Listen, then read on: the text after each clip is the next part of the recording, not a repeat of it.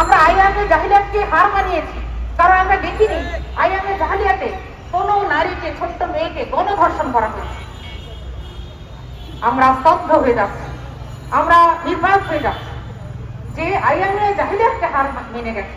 তাহলে এই সমাজ, আমাদের এই সমাজে মাথা উঁচু করে দাঁড়াবার মতো কি অধিকার আর কি অবস্থা আমাদের আছে? কারণ নারী আজকে বাসে নিরাপদ নয়, রাস্তাঘাটে নিরাপদ নয়, ঘরে নিরাপদ নয়। একটি শিশুকে আমরা নিরাপত্তার সাথে তার ঘরে রাখতে পারছি না। তাহলে কোন সমাজ আমরা আগামীতে স্বপ্ন দেখাচ্ছি? আমাদের স্বপ্ন কি?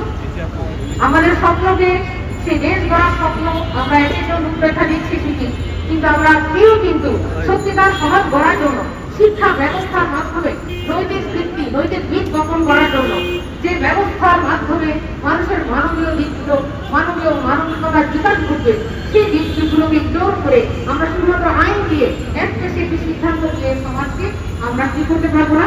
নিরাপদ একটি সমাজ তৈরি করতে পারবো না। এজন্য আমি আহ্বান করবো আজকের এই বাংলাদেশ জামাত ইসলামী মহিলা বিভাগের মানববন্ধন, শিশু আতিয়ার এই শোকের তথ্য যখন গোটা দেশ, গোটা বিশ্ববাসী এই অবস্থায় আমরা লজ্জিত হয়েছি বিশ্ববাসীর কাছে যে রমাদানের মতো একটি দিনে এবং সেই সাথে 8ই মার্চে নারীদের অধিকার রক্ষার যে রাইটসকে প্রতিষ্ঠা করার জন্য দীর্ঘ করে 200 বছর ধরে নারীরা আন্দোলন করছে সারা বিশ্বব্যাপী।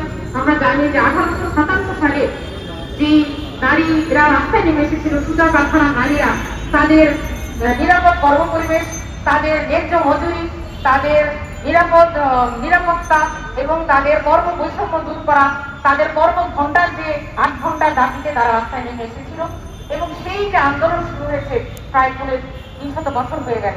কিন্তু আমরা দেখতে পাচ্ছি যে সেই অবস্থা থেকে আরো অবনীত হয়েছে সমাজের শিক্ষা ব্যবস্থায়। আমাদের এই নৈতিক শিক্ষার প্রশিক্ষণ দেওয়া হোক। আমাদের শিক্ষা ব্যবস্থায় যে ধস নেমে এসেছে সেখানে কোনো নৈতিকতার প্রশিক্ষণ নাই। তার জন্যই আজকে আমাদের শিক্ষা প্রতিষ্ঠান বলেন, আমাদের সমাজ বলেন, সব জায়গায় এই অধঃপতন। আমরা চাই আমাদের শিক্ষা প্রতিষ্ঠানে আমাদের কোমলমতি শিক্ষার্থীরা সুন্দরভাবে বেড়ে উঠুক। আমরা চাই আমাদের শিক্ষা প্রতিষ্ঠানে শিক্ষার্থীরা কোনো স্কিটিং করবে না। আমরা চাই আমাদের শিক্ষা প্রতিষ্ঠানে ধর্ষণের সেঞ্চুরি হবে না।